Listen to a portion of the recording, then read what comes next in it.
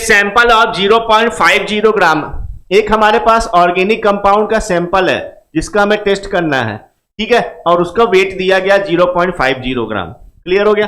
फिर नीचे लिखा हुआ है, चलो हम लोग यहां लिख लेते हैं, वेट ऑफ ऑर्गेनिक कंपाउंड, यानी कि सैंपल का जो वेट हमको यहां पर दिया गया है सर, वो दिया गया है 0.50 ग्राम के बराबर। चलो ठीक है। बोला गया इसको ट्रीट किया जाता है जेल्डाल मेथड। अब जेल्डाल मेथड क्या होता है? नाइट्रोजन के एस्टिमेशन के लिए होता है, नाइट्रोजन की क्वालिटेटिव एनालिसिस करने के लिए हम लोग जेल्डाल और ड्यूमा मेथड का यूज कर रहे होते हैं। तो उसमें हम लोग क्या करते हैं कि अमोनिया को ट्रीट कराते हैं। Ammonia evolve was absorb. अब देखो अच्छा बात यह है कि सर जेल्डाल मेथड में जो नाइट्रोजन होता है वो in the form of ammonia evolve हो रहा होता है। किस फॉर्म में इवॉल्व होता है? अमोनिया। फिर उस अमोनिया एक बेसिक है, उसको हम एक एसिड से ट्रीट कराते हैं। किससे कराएंगे हम लोग? एक एसिड से ट्रीट कराएंगे। 50 ml 0.5 m H2SO4 से ट्रीट कराया। बोला कि आफ्टर ट्रीटिंग, अब जरूरी नहीं है कि जितना हमको अमोनिया मिला उतना ही कंप्लीटली न्यूट्रलाइज करें H2SO4 से। भाई अमोनिया बेस, ये एसिड कंप्लीटली न्यूट्रलाइज जरूरी तो है नहीं कि जितना ले रहे हैं वो कंप्लीट कर दे। बोलता है कि जितना अमोनिया को उसने न्यूट्रलाइज कर दिया, उसके बाद जो बचा हुआ एसिड है उसको न्यूट्रलाइज करने के लिए 60 ml 0.5 m solution of NaOH कितना लगता है? सॉल्यूशन ऑफ, यहां से लिखा हुआ NaOH for neutralisation. Find the percentage composition. देखो अच्छा बात है, क्वेश्चन दिखने में बड़ा है, करने में बहुत बड़ा नहीं होता है। कैसे आप कहोगे? देखो एक सिंपल सा इसमें फॉर्मूला जनरेट होता है सर कि जेल्डाल मेथड के थ्रू अगर हम लोग यहां पे लिखें सर, जेल्डाल मेथड के थ्रू जो हम लोग फॉर्मूला निकालते हैं परसेंटेज ऑफ नाइट्रोजन का, ध्यान से देखना, परसेंटेज ऑफ नाइट्रोजन का यहां जो हम लोग फॉर्मूला यूज करते हैं सर, वो फॉर्मूला होता है 1.4 into N into V and divide by weight of sample या ऑर्गेनिक कंपाउंड, ऐसे लिख देते हैं। जो भी सैंपल हमने लिया हुआ है उसका वेट यहां लिख देंगे। अब देखो ये सिंपल सा फॉर्मूला है जेल्डाल मेथड में जो यूज करते हैं। अब इंटरेस्टिंग यहां पर क्या बन जाता है सर, वो ये है कि हमें ये क्या पता कि NV एक्चुअल में क्या है, N into V। N normality है, V वॉल्यूम है ना। N को हम लोग क्या बोलते हैं सर? नॉर्मलिटी। एंड V हमारे पास क्या होता है? वॉल्यूम होता है। और इन दोनों को मिला के क्या बोलते हैं हम लोग? Gram equivalent. अब इंटरेस्टिंग क्या है सर, ये ग्राम इक्विवेलेंट NV जो हमने लिखा हुआ है, ये किसके नंबर हैं? किस ग्राम इक्विवेलेंट के नंबर हैं जो लिखे हुए हैं? तो ये नंबर है उनके जितना अमोनिया को न्यूट्रलाइज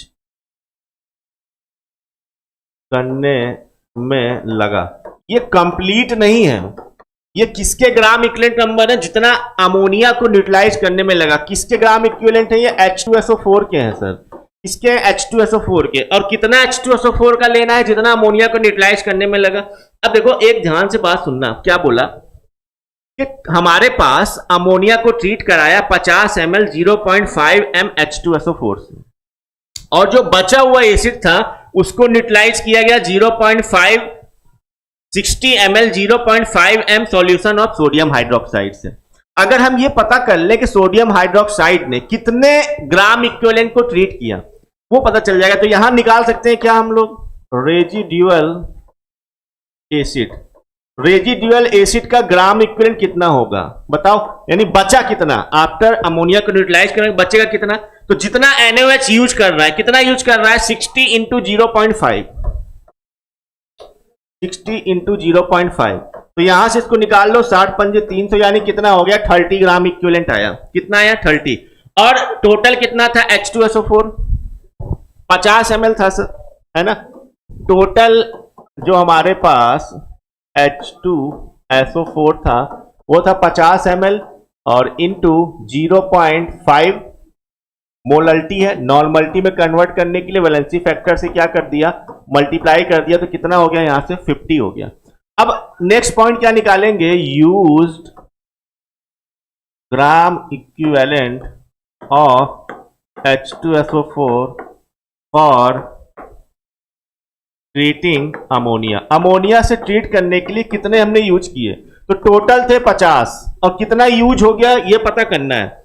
तो बचा हुआ कितना हमने निकाला हुआ, जितना सोडियम हाइड्रोक्साइड ने उसको क्या किया हुआ न्यूट्रलाइज 30 को, 30 यानी 30 जो बचा हुआ होगा तो 50 माइनस 30 कितना हो गया, ये हमारे पास 20, यानी ये 20 जो ग्राम इक्विवेलेंट है यही सर यूज हो रहे हैं यहां पर। यानी अब जो फॉर्मूला में ग्राम इक्विवेलेंट का वैल्यू रखना है, जो एनवी रखना है, कितना रखना है 20 रखना है सर यहां पर, ठीक है।